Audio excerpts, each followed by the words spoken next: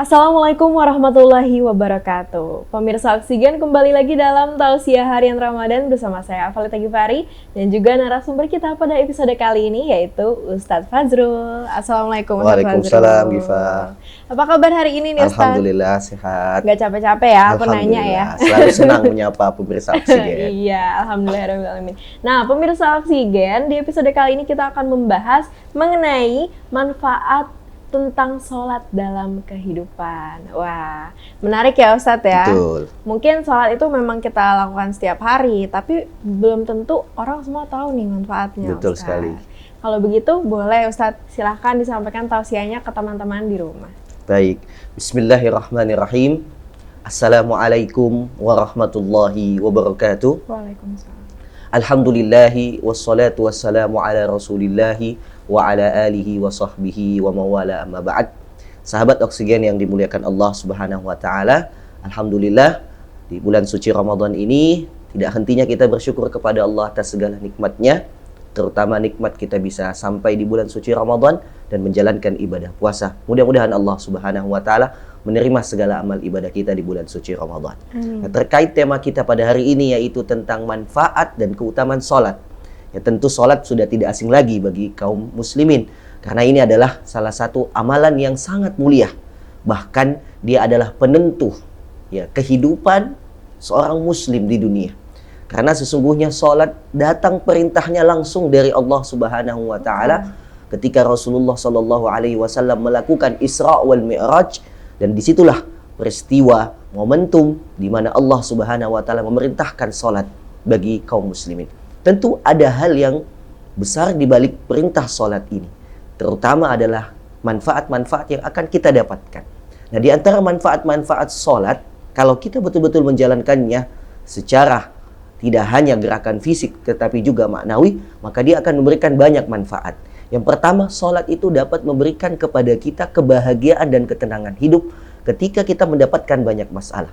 Allah Subhanahu wa taala berfirman, "Wasta'inu bis-sabri was-shalah." Hendaklah kita senantiasa menjalani hidup ini ketika dapat cobaan dengan sabar dan salat.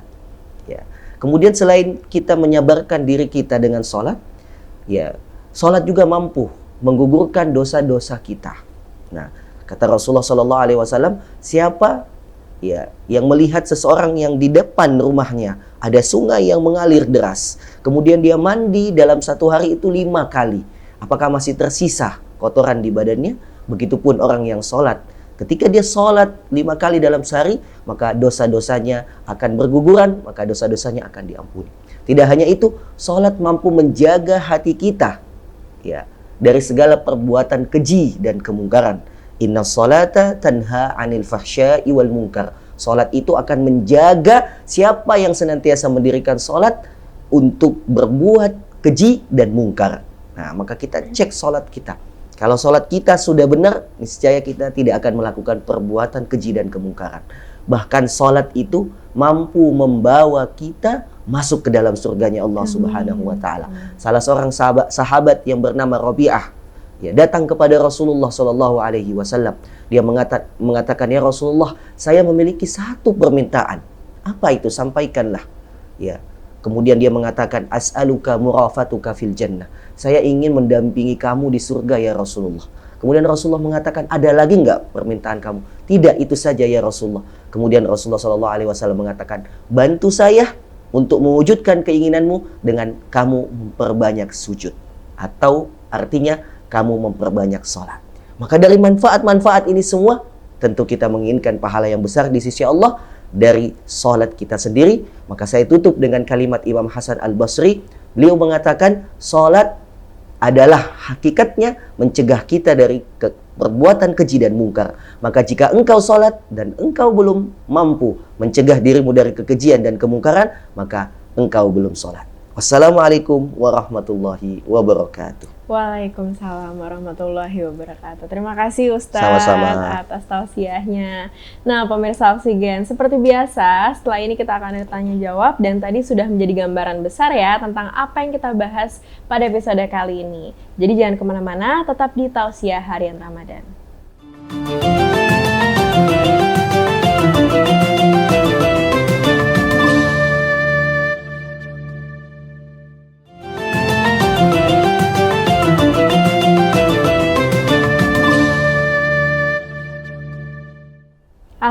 Alhamdulillah kembali lagi dalam Tausiah Harian Ramadan bersama saya Afilatul Ghifari dan juga Ustadz Fazrul.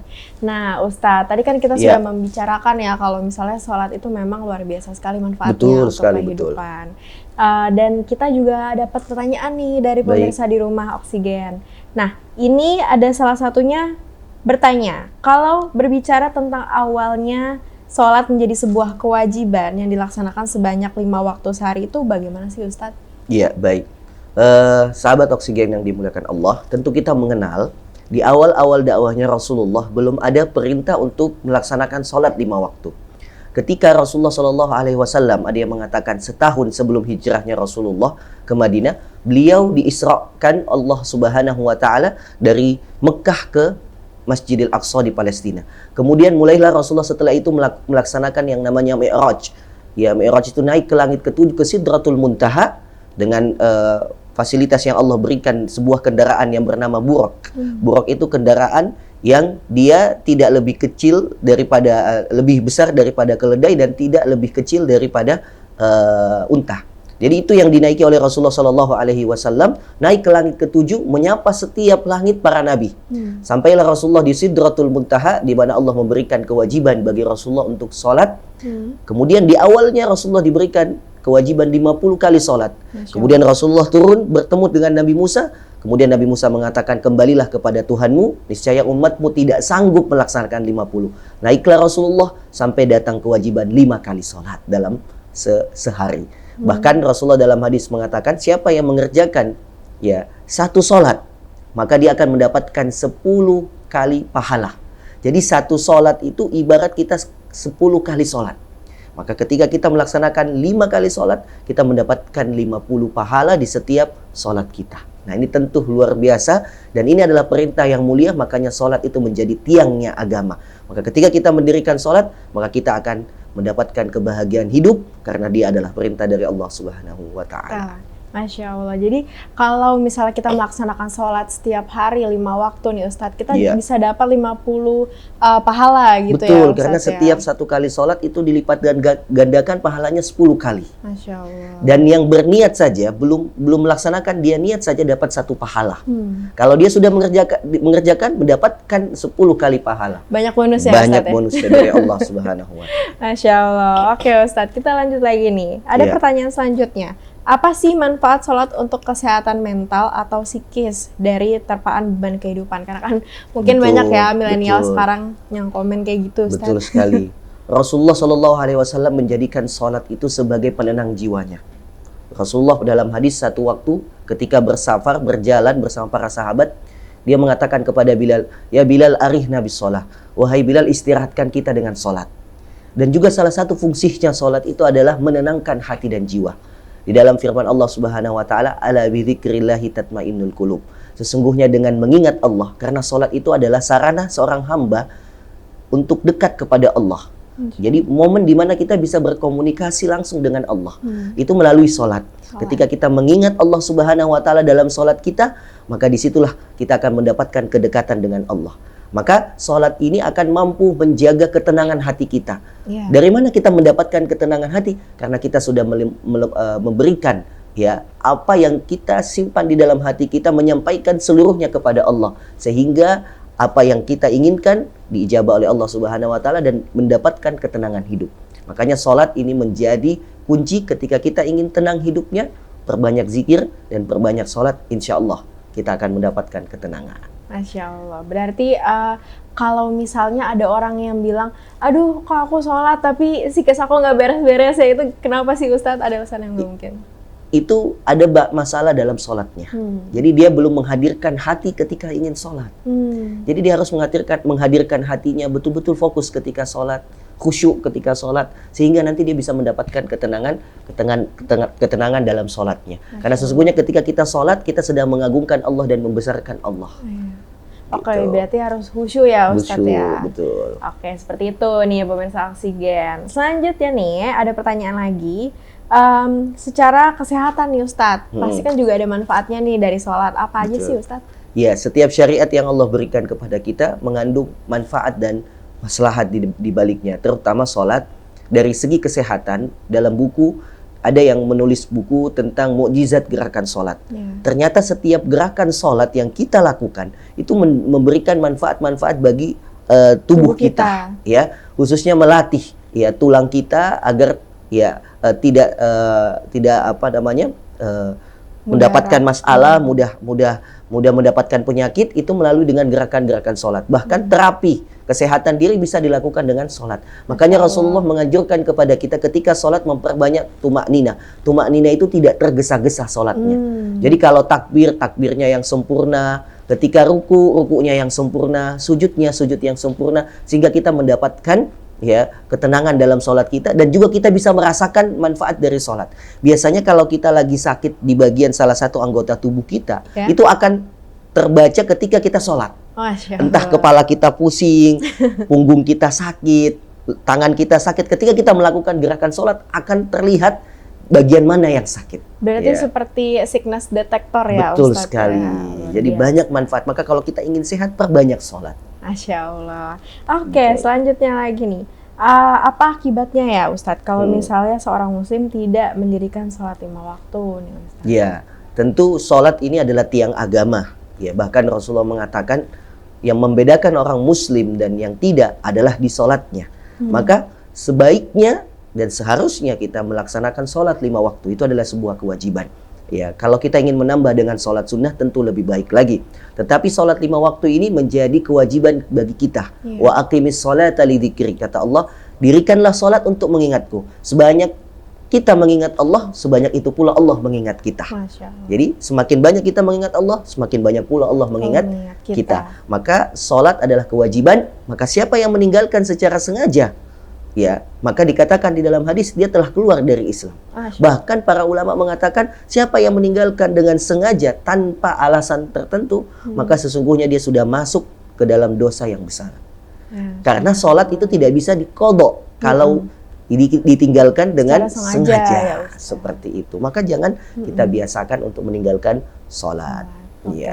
Pertanyaan terakhir nih Ustadz, secara singkat saja. Cara-cara agar sholat kita tuh lebih maksimal loh Ustadz. Karena kan tadi Ustadz sekali lagi bilang bahwa sholat itu harus khusyuk agar kita mencapaikan sholat yang paling maksimal gitu manfaatnya. Nah, bagaimana? Jadi untuk kita mendapatkan sholat khusyuk itu butuh yang namanya persiapan. Makanya Allah memuji orang yang beriman, ya qad aflahal mu'minun. Sesungguhnya telah beruntung orang yang beriman. Siapa yang mereka itu? Alladzina hum fi salatihim khasyi'un. Yang mereka ketika salat khusyuk. Nah, khusyuk ini susah dihadirkan kalau tanpa persiapan. Nah, saya beritahu ada 2 persiapan. Persiapan yang pertama adalah persiapan sebelum kita salat. Kita berwudu, datang ke masjid lebih awal tepat waktu, duduk menunggu azan sambil berzikir. Kita hadirkan itu semua. Dan yang kedua, ketika kita sholat, usahakan pahami setiap bacaan yang kita baca. Dari kita Allahu Akbar, Allah Maha Besar. Sami Allahu liman hamidah, ketika kita memuji Allah. Setiap bacaan sholat Al-Fatihah, bacaan ruku, kita hayati dengan baik ketika sholat. Sehingga kita hadirkan betul-betul nuansa ibadah, kedekatan kita kepada Allah ketika sholat. Jadi yang pertama adalah persiapan dengan segala persiapannya, baik itu wudu, zikir, menanti azan. Ya, setelah itu sholat sunnah, itu akan membantu kita bisa khusyuk. Dan yang kedua adalah menghayati dan mentadaburi apa makna dari bacaan yang kita baca ketika sholat. Itu akan membantu kita khusyuk dalam sholat. Masya Allah. Alhamdulillahirrahmanirrahim. Makasih ya Ustadz sudah memberikan tausiah dan juga menjawab pertanyaan pemirsa Oksigen di rumah nih ya. Once again, kalau misalnya merasa belum terjawab nih, kayaknya pertanyaan saya di episode kali ini nggak apa-apa. Di next episode kita akan jawab lagi dengan Ustadz Fazrul maupun Syarifah Raihana. Jadi intinya dalam pelajaran hari ini kita itu bisa belajar ya Ustadz bahwa dengan sholat kita mendapatkan banyak sekali manfaat. Mulai dari psikis, lalu kesehatan juga, dan kita juga mendapatkan kedamaian ya Ustadz dari situ. Dan yang terpenting sholat adalah kunci kesuksesan hidup. Masya Allah. Seperti itu ya pemirsa Oksigen. Jadi jangan sampai kita meninggalkan sholat secara sengaja gitu ya kan Ustadz. Kan ada lagunya ya. Walaupun hidup seribu Masya Allah, tahun betul. kalau tak sembahyang Apa gunanya? Seperti itu pemirsa Oksigen. Baik pemirsa Oksigen, karena sudah mendekati waktu berbuka puasa, kalau begitu ini saatnya saya Flet Ghifari dan juga kali ini Ustadz Fazrul pamit undur diri, sampai jumpa di jam yang sama pada setiap harinya di bulan Ramadan. Wassalamualaikum warahmatullahi wabarakatuh. Waalaikumsalam.